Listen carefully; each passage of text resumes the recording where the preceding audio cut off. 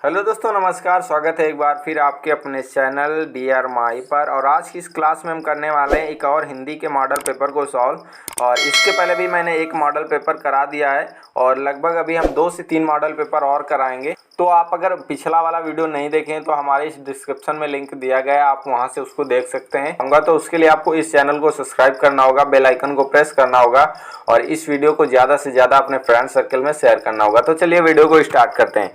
तो यहाँ पर आपका जो क्वेश्चन है, पहला क्वेश्चन आपका ऑब्जेक्टिव क्वेश्चन दिया गया है और निम्नलिखित में से कोई एक कथन सही है, उसे पहचान कर अपनी उत्तर पुस्तिका में लिखना है। ठीक है, तो आपके पास 4 ऑप्शन है, 4 ऑप्शन में आपको एक ही सही ऑप्शन है जिसको आपको उत्तर पुस्तिका में लिखना है।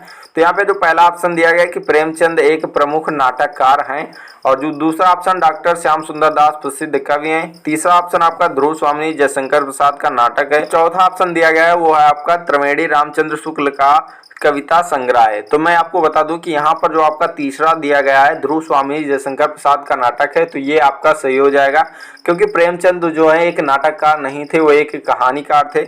डॉक्टर श्याम सुंदर दास जो है प्रसिद्ध कवि नहीं थे, और आपका जो त्रिवेणी रामचंद्र शुक्ल का कविता नहीं है, ये एक आलोचना है। ठीक है, तो इस प्रकार से आपका जो आपका ऑप्शन हो जाएगा सी, वो हो जाएगा इसका राइट आंसर। अगले क्वेश्चन की बात करें तो अगले क्वेश्चन में आपको 4 कृतियां दी गई हैं और इन 4 कृतियों में आपको सिर्फ एक कृति का लेखक का नाम लिखना है। ठीक है, तो मैं आपको चारों कृतियों के लेखक बता दूं। जो आपका आकाशदीप है वो जयशंकर प्रसाद की कहानी है।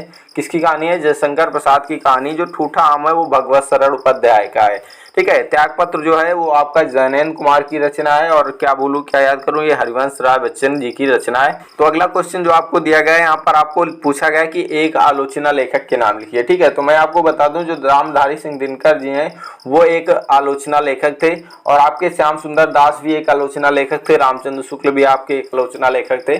तो आपको बहुत सारे आलोचना लेखक बुकों में मिल जाएंगे, तो जो आपको याद हो वही आपको लिखना और सिर्फ एक ही लिखना है, आपको ढेर सारे नहीं लिखना। ठीक है, उसके बाद यहाँ पे अगला जो क्वेश्चन पूछा गया कि शेखर एक जीवनी कृति किस विधा पर आधारित है। ठीक है, तो ये आपकी अज्ञेय की रचना है। किसकी रचना है? अज्ञेय की रचना है। क्योंकि तो हो सकता है कि आपको शेखर एक जीवनी की विधा ना पूछकर आपके उसके लेखक पूछ ले, तो आपको लेखक भी याद रखना, विधा भी याद। तो मैं एक बार फिर कह रहा हूँ कि आपको रचना के साथ उसकी विधा भी याद करना, क्योंकि आपसे विधा से संबंधित क्वेश्चन बहुत सारे बनते हैं। ठीक है, तो ये जो एक अज्ञेय जी की रचना है शेखर एक जीवनी, और इसकी विधा की बात करें तो ये आपका एक उपन्यास है। क्या है? एक उपन्यास है। अगले क्वेश्चन की बात करें तो यहाँ पे वृंदावन लाल वर्मा की एक कृति, तो वृंदावन लाल वर्मा की जो मृगनयनी है वो एक प्रकार की उपन्यास है, तो वो आपकी हो जाएगी वृंदावन लाल वर्मा की कृति। और अगले क्वेश्चन की बात करें तो यहाँ पर आपका जो छायावादी काव्य है उनकी किन्हीं 2 विशेषताओं का उल्लेख करना है। ठीक है, तो मैं आपको बता दूं जो छायावाद युग था वहां पर बहुत सारी विशेषताएं थी, जैसे कि श्रृंगार और प्रेम वेदना, प्रकृति का मानवीकरण, रहस्य भावना, करुणा और नैराश्य की भावना। ठीक है, तो और सौंदर्य भावना, ये सारी बहुत सारी आपकी विशेषताएं थी।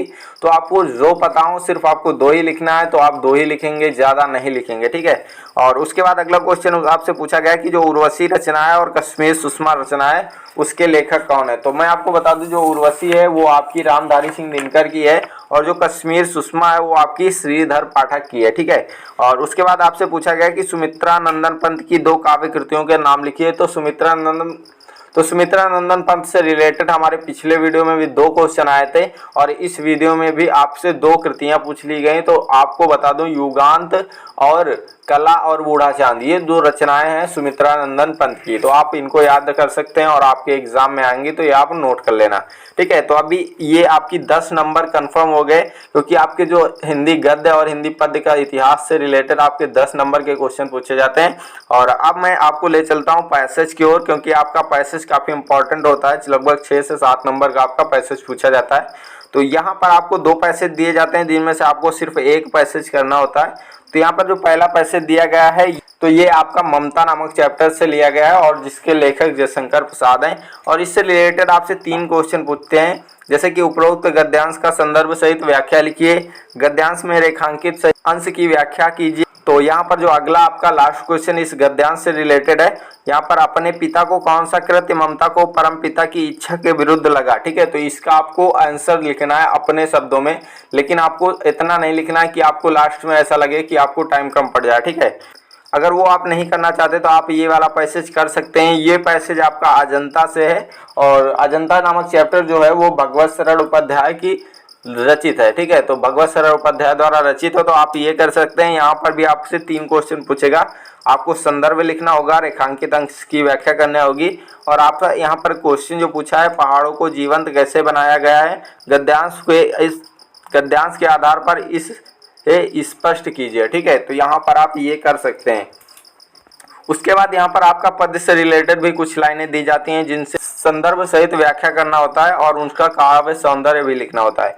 तो यहाँ पे आपका जो पहली लाइन्स दी गई हैं वो आपकी हल्दी घाटी से ली गई है। ठीक है, तो हल्दी घाटी नामक चैप्टर जो है वो श्याम नारायण पांडे द्वारा रचित है और आप इसका कर सकते हैं। या फिर आपको दूसरा जो आपको पैसेज दिया जाता है, आपको काव्य दूसरा जो दिया जाता है, तो ये जो आपको पैसेज है वो धनुष भंग या फिर वन पथ पर जो तुलसीदास द्वारा रचित है उससे लिया गया है, तो आप इसका भी कर सकते हैं। और उसके बाद आपका आता है जीवन परिचय। तो ये भी एक इम्पॉर्टेंट टॉपिक होता है क्योंकि आपका ये जो क्वेश्चन होता है 3 नंबर का पूछा जाता है और इसमें ज़्यादा कुछ नहीं लिखना होता है। तो यहाँ पे आपसे पूछा जाता है कि निम्नलिखित लेखकों में से किसी एक लेखक का जीवन परिचय दीजिए और उनकी एक रचना का नाम लिखिए। ठीक है, तो यहाँ पर आपके सामने ऑप्शन आते हैं आचार्य रामचंद्र शुक्ल, डॉक्टर राजेंद्र प्रसाद और डॉक्टर श्याम सुंदर दास। तो यहाँ पर आपको 3 में से सिर्फ एक को लिखना है। तो मैं आज आपको फिर से बता दूं कि आपकी जो हिंदी बुक है उसमें आपके गद्य से 4 चैप्टर बचे हुए हैं और 4 में से आप अगर 2 याद कर लें या फिर 3 याद कर लें तब भी आपका काम चल जाएगा। ठीक है, तो यहाँ पर आपके सामने आचार्य रामचंद्र शुक्ल हैं, डॉक्टर राजेंद्र प्रसाद हैं और श्याम सुंदर दास हैं। तो आप जिसका भी चाहें लिख सकते हैं। मैं आपको बता दूं जो रामचंद्र शुक्ल का जन्म सन हुआ था वो हुआ था 1884 ईस्वी में बस्ती के एगोना नामक ग्राम में। तो मैं डॉक्टर राजेंद्र प्रसाद का जन्म सन बता दूं तो आपका 1884 ईस्वी में इनका जन्म हुआ था और कहाँ हुआ था, तो बिहार राज्य के छपरा जिले के जीरादेई नामक ग्राम में हुआ था। अगर आपको इस टॉपिक पर डिटेल्स में वीडियो चाहिए तो मैं आपको इस डिस्क्रिप्शन में लिंक दे रहा हूँ, आप वहाँ पर जाकर देख सकते हैं। ठीक है, और डॉक्टर श्याम सुंदर दास का जो जन्म हुआ था 1875 ईस्वी में हुआ था। ठीक है, तो डॉक्टर श्याम सुंदर दास का जो जन्म हुआ था वो 1875 ईस्वी में हुआ था और इनकी जो मृत्यु हुई थी 1945 ईस्वी में हुई थी।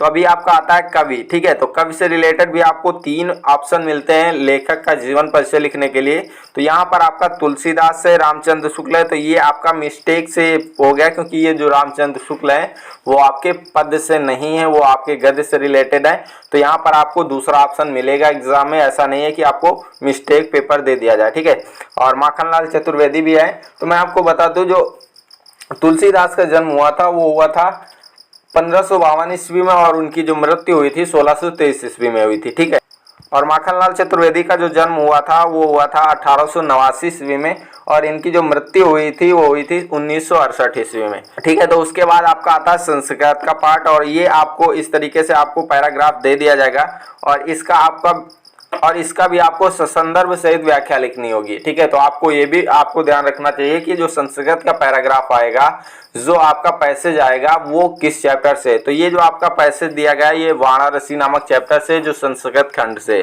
ठीक है, उसके बाद आपका एक श्लोक दिया गया है, आपका एक संस्कृत में एक चैप्टर है जीवन सूत्राणी। ठीक है, जीवन सूत्राणी से आपका ये संकलित है, तो आप इसका संदर्भ सहित व्याख्या कर सकते हैं।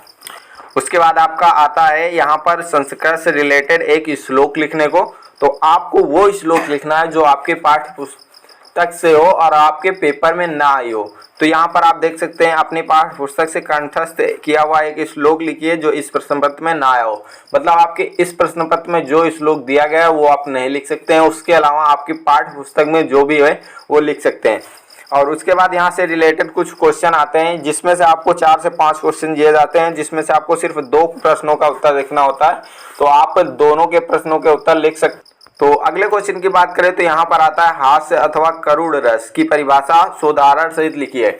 तो सिर्फ आपको या तो हास्य रस का लिखना है या तो फिर करुण रस की लिखना है, दोनों को आपको नहीं लिखना है और आपको उदाहरण जरूर देना है क्योंकि आप उदाहरण नहीं लिखेंगे तो आपके मार्क्स जो है वो कटेंगे। ठीक है, उसके बाद उपमा अथवा उत्प्रेक्षा अलंकार की परिभाषा लिखिए उदाहरण सहित। तो ये भी आप सिर्फ एक करना है, या तो आप उपमा करेंगे या तो फिर आप उत्प्रेक्षा करेंगे। उसके बाद अगला क्वेश्चन रोला अथवा सोरठा छंद की परिभाषा उदाहरण सहित लिखिए। तो इसमें भी आपको सिर्फ एक ही करना है, या तो रोला करेंगे या तो फिर सोरठा करेंगे और उदाहरण लिखना तो भूलें ही मत। उसके बाद आता है उपसर्ग, ठीक है। तो यहाँ पर आपको 6 ऑप्शन दिए जाते हैं और 6 में से आपको 3 के मेल से सिर्फ एक एक शब्द बनाना है, ठीक है। जैसे आदि दिया गया तो अधिकार हो जाएगा, अन दिया है तो क्या हो जाएगा, अंधकार हो जाएगा, अभि दिया तो अभिमान हो जाएगा, उप से उपकार हो जाएगा, निर से क्या हो जाएगा, निरधन हो जाएगा, सा से हो जाएगा सहयोग। इस तरीके से बहुत सारे शब्द बनते हैं। आपको सिर्फ 3 शब्दों के सिर्फ एक एक शब्द बनाना है, ठीक है। तो आप बना सकते हैं। और उसके बाद आपसे प्रत्यय से रिलेटेड क्वेश्चन पूछा है। आपको यहाँ पर 6 प्रत्यय दिए जाते हैं और जिसमें से आपको 2 प्रत्ययों का प्रयोग करके एक एक शब्द बनाना होता है, ठीक है। तो आपसे बहुत सारे शब्द बन जाएंगे, लेकिन आपको 2 प्रत्ययों का यूज करके सिर्फ एक एक शब्द बनाना है, तो आप उसको भी कर सकते हैं। उसके बाद यहाँ पे आपको समास विग्रह से पूछा जाता है और समास विग्रह कीजिए और समास का नाम भी लिखिए। तो यहाँ पर भी आपके सामने 6 ऑप्शन मिलते हैं और आपको सिर्फ 2 ही समास विग्रह करना होता है और उसका नाम लिखना होता है। तो ये भी आप आसानी से कर सकते हैं। अगले क्वेश्चन की बात करें तो यहाँ पे आपको तत्सम रूप लिखना होता है और तत्सम रूप का मतलब होता है उसका शुद्ध रूप, ठीक है। और यहाँ पर भी आपको 6 ऑप्शन मिलते हैं और 6 में आपको सिर्फ 2 ही करने होते हैं। और यहाँ पर आपको अगला जो क्वेश्चन आता है पर्यायवाची से रिलेटेड, तो यहाँ पर आपको 2 के पर्यायवाची लिखना है, 2-2, ठीक है। क्या करना है, 2 शब्दों के पर्यायवाची 2-2 लिखना है। तो यहाँ पर आपको ये मिल जाएगा 6 ऑप्शन, तो 6 ऑप्शन में आप कर सकते हैं। और अगले क्वेश्चन की बात करें तो यहाँ पर आपका आता है संधि और संधि का नाम, ठीक है। संधि और संधि के नाम में आपको सिर्फ 2 संधि करना होता है और 2 संधियों के नाम भी लिखना होता है। अगले क्वेश्चन की बात करें तो यहाँ पर आता है रूप की विभक्ति और वचन लिखिए, ठीक है। तो यहाँ पर आपको नदी अथवा मति का दिया गया है, फल अथवा मधु का दिया गया है। तो आपको जो ये क्वेश्चन पेपर दिया गया है तो इसमें जो आए हुए प्रश्न है सारे के सारे इंपॉर्टेंट है, तो आप इनको तैयार कर लीजिएगा। अगर 2 मॉडल पेपर 3 मॉडल पेपर आप सॉल्व कर लेते हैं और उसको ही तैयार कर लेते हैं तो आपको लगभग 50+ मार्क्स आराम से मिल जाएंगे, ठीक है। क्योंकि बहुत सारी चीज़ें कॉमन होती है जो आपसे पूछी ही जाती हैं। तो ये हो जाएगा। और उसके बाद आपका आता है धातु और लकार लिखिए, ठीक है। तो धातु, लकार, पुरुष और वचन लिखिए। तो यहाँ पर आपको 3 दिया गया है, 3 में से सिर्फ आपको एक का ही धातु, वचन और लकार लिखना है, ठीक है। उसके बाद यहाँ से आपसे पूछा गया कि किन्हीं को 2 का संस्कृत अनुवाद कीजिए, ठीक है। तो यहाँ पे आपको 4 दिए गए हैं क्वेश्चन और 4 में से आपको सिर्फ 2 का ही संस्कृत अनुवाद करना है। उसके बाद आपका आता है एक विषय पर निबंध लिखना, ठीक है। तो यहाँ पर भी आपको 5 ऑप्शन मिल जाते हैं, 5 टॉपिक मिल जाते हैं और 5 टॉपिक में आपको एक ही निबंध लिखना होता है। तो आपको पर्टिकुलर जिस टॉपिक पर अच्छे से नॉलेज हो, जिस पे आप अच्छे से लिख सकते हैं, तो वो पर्टिकुलर टॉपिक चूज कीजिए। और आपको ये प्रयास करना चाहिए कि आप कम शब्दों में ज़्यादा से ज़्यादा नॉलेज शेयर करें, ठीक है। तो इस तरीके से आपको जो टॉपिक अच्छे से आता हो वो आप टॉपिक चूज कर सकते हैं। आपके सामने 5 टॉपिक हैं। उसके बाद आता है स्वपठित खंडकाव्य के आधार पर निम्नलिखित प्रश्नों का उत्तर दीजिए। तो यहाँ पर मैं आपको बता दूं कि हर एक डिस्ट्रिक्ट का जो खंडकाव्य होता है वो अलग अलग होता है। सो आप अपने डिस्ट्रिक्ट के अकॉर्डिंग अपना खंडकाव्य तैयार करें और ये भी आपका लगभग 3 नंबर का पूछा जाता है, तो ये भी एक इम्पॉर्टेंट पार्ट होता है। तो आप कर सकते हैं। जैसे कि रायबरेली डिस्ट्रिक्ट का जो है, क्योंकि मैं रायबरेली डिस्ट्रिक्ट से बिलोंग करता हूं, तो यहाँ का जो खंडकाव्य होता है वो आपका होता है करमवीर भारती। यदि आपको किसी भी प्रकार की परेशानी हो रही है खंडकाव्य से रिलेटेड, तो आप हमारे इस कमेंट बॉक्स में कमेंट कीजिए कि आप कौन सी डिस्ट्रिक्ट से बिलोंग करते हैं, तो मैं आपको बता दूंगा कि आपकी जो डिस्ट्रिक्ट है वहाँ पर कौन सा खंडकाव्य है, ठीक। तो आशा करते हैं कि इस पेपर को आप अच्छे से सॉल्व करेंगे और इसके आए हुए सारे के सारे क्वेश्चन आप तैयार करेंगे, क्योंकि आपको हिंदी में एक अच्छा स्कोर करना है, ठीक है। तो अभी मैं आपको 2 से 3 मॉडल पेपर और सॉल्व कराऊंगा, तो उसके लिए आपको हमारे इस चैनल को सब्सक्राइब करना होगा, बेल आइकन को प्रेस करना होगा और वीडियो को ज़्यादा से ज़्यादा अपने दोस्तों के साथ शेयर करना होगा। तो चलिए वीडियो को समाप्त करते हैं, मिलते हैं नेक्स्ट वीडियो में नए क्वेश्चन के साथ। तब तक के लिए बाय, जय हिंद, जय भारत।